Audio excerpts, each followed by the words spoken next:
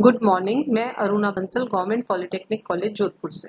आज का हमारा लेक्चर इल्यूमिनेशन पर है। आज के लेक्चर में हम इल्यूमिनेशन और इससे रिलेटेड इंपॉर्टेंट टर्म्स को डिस्कस करेंगे।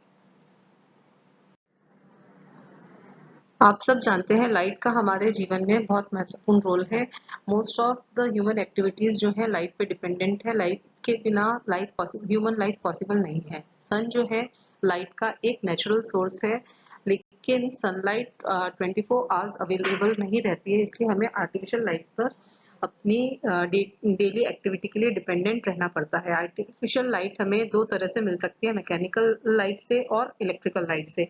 मैकेनिकल लाइट की एफिशिएंसी पुअर होती है, इसलिए हम मैकेनिकल लाइट की बजाय आर्टिफिशियल लाइटनिंग को प्रेफर करते हैं। इलेक्ट्रिकल लाइटनिंग जनरली यूज होती है डोमेस्टिक पर्पसेस के लिए, डेकोरेटिव पर्पसेस के लिए, एडवर्टाइजिंग के लिए, ट्रैफिक कंट्रोल के लिए, मेडिकल फील्ड के लिए, स्ट्रीट लाइटनिंग के लिए। इस तरह से बहुत से फील्ड्स हैं जहाँ पे हम इलेक्ट्रिकल लाइटनिंग को यूज करते हैं। इलेक्ट्रिकल लाइटनिंग को हम फॉलोइंग एडवांटेजेस की वजह से प्रेफर करते हैं। इलेक्ट्रिकल लाइटनिंग जो है क्लीन है, क्योंकि इसके अंदर किसी भी तरह का पॉल्यूशन या डस्ट नहीं हो रही है। इजी टू कंट्रोल है, इकोनॉमिकल है, इजीली हैंडल कर सकते हैं, स्टडी आउटपुट है, इसका रिलायबिलिटी बेटर है और ये हर तरह के पर्पसेस के लिए सूटेबल है, इसलिए हम इलेक्ट्रिकल लाइटनिंग को प्रेफर करते हैं। लाइट रेडिएशन का एक प्रकार है। जब किसी वस्तु को गर्म किया जाता है तब वह हीट एनर्जी प्रोड्यूस करती है, जिसकी वेवलेंथ बहुत अधिक होती है। जब टेम्परेचर बढ़ाया जाता है तो हीट एनर्जी की वेवलेंथ कम होने लगती है। लगभग लगभग 4000 एंगस्ट्रॉम से 7000 एंगस्ट्रॉम वेवलेंथ तक की लाइट वेव्स ह्यूमन आई द्वारा देखी जा सकती हैं। 5500 एंगस्ट्रॉम की वेवलेंथ सबसे ज्यादा विजिबल होती है। Sensitivity of human I. 5500 angstrom की वेवलेंथ को ह्यूमन आई सबसे अच्छी तरह से देख सकती है। किसी अन्य वेवलेंथ पर ह्यूमन आई द्वारा देखे जाने की क्षमता एवं 5500 एंगस्ट्रॉम पर देखे जाने की क्षमता के अनुपात को सेंसिटिविटी ऑफ ह्यूमन आई कहा जाता है। ग्राफ से यह स्पष्ट है कि 5500 एंगस्ट्रॉम पर ह्यूमन आई की सेंसिटिविटी मैक्सिमम है। इससे कम वेवलेंथ पर या इससे ज्यादा वेवलेंथ पर ह्यूमन आई की सेंसिटिविटी कम होने लगती है और 4000 एंगस्ट्रॉम से कम या 7000 एंगस्ट्रॉम से ज्यादा की वेवलेंथ को ह्यूमन आई नहीं देख सकती है।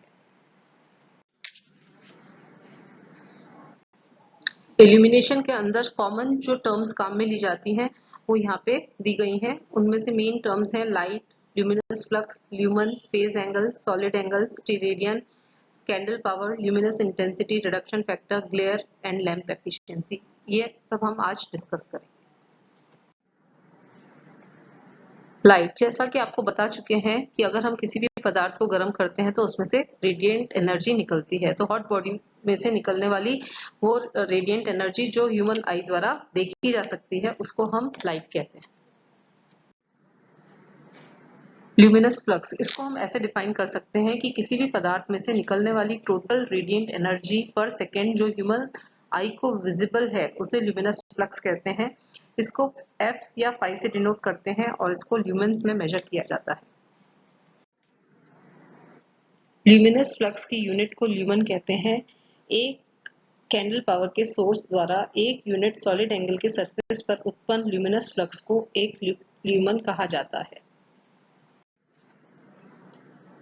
प्लेन एंगल आप लोग सब जने जानते हैं कि दो रेखाएं अगर एक ही तल पर मिल रही हैं तो उन दोनों रेखाओं के बीच में जो एंगल बन रहा है उसको हम प्लेन एंगल कहते हैं और इसकी वैल्यू जो है दी जाती है आर्क बाय रेडियस, जो कि हम डायग्राम द्वारा देख सकते हैं।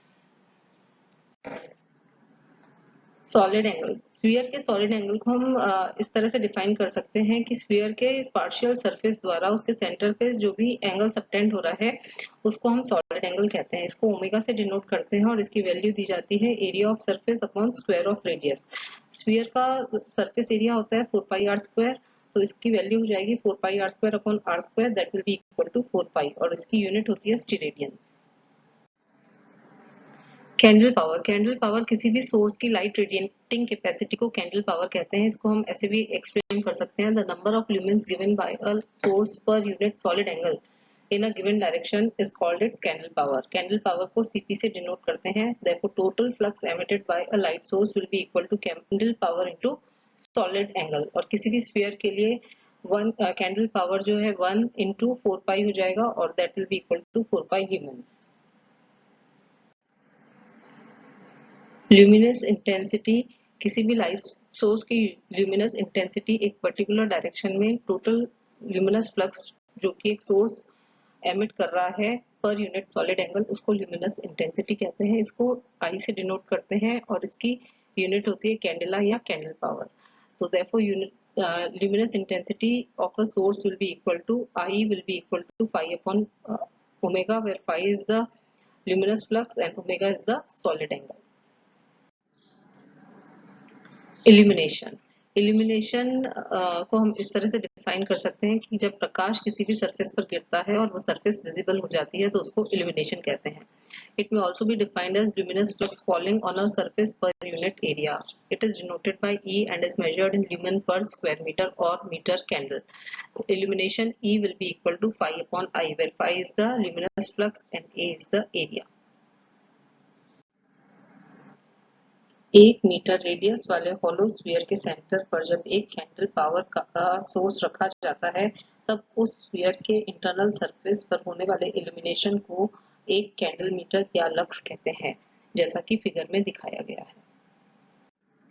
ग्लेयर, ग्लेयर को हम चौंध भी कहते हैं। जैसा कि आप सब जानते हैं कि अगर बहुत तेज लाइट अपनी आंखों पर पड़ती है तो आंख उसको टॉलरेट नहीं कर पाती है और अपने आप बंद हो जाती है, इसी को हम ग्लेयर कहते हैं।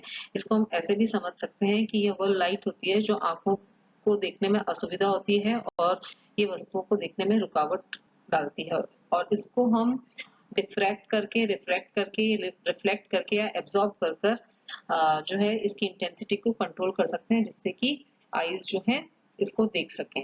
तो इसलिए हम इसे ऐसे भी डिफाइन कर सकते हैं कि it is defined as the brightness within the field of vision of such a character so as to cause discomfort and interference in vision.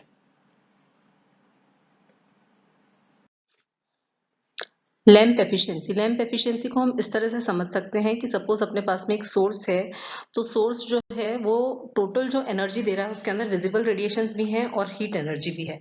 तो visible radiations divided by total energy radiated by the source, इसको हम lamp efficiency कहते हैं। इसको हम सन के द्वारा भी समझ सकते हैं। सन क्या कर रहा है, जो टोटल एनर्जी दे रहा है उसके अंदर इंफ्रारेड रेडिएशंस है, अल्ट्रावायलेट रेडिएशंस है, विजिबल रेडिएशंस है प्लस हीट एनर्जी है। तो ह्यूमन आई क्या डिटेक्ट कर रही है, सिर्फ विजिबल रेडिएशंस। तो visible radiations detected by human I divided by total energy radiated by sun is known as lamp efficiency. Therefore, lamp efficiency can be defined as the visible radiations emitted by a source in lumens per watt.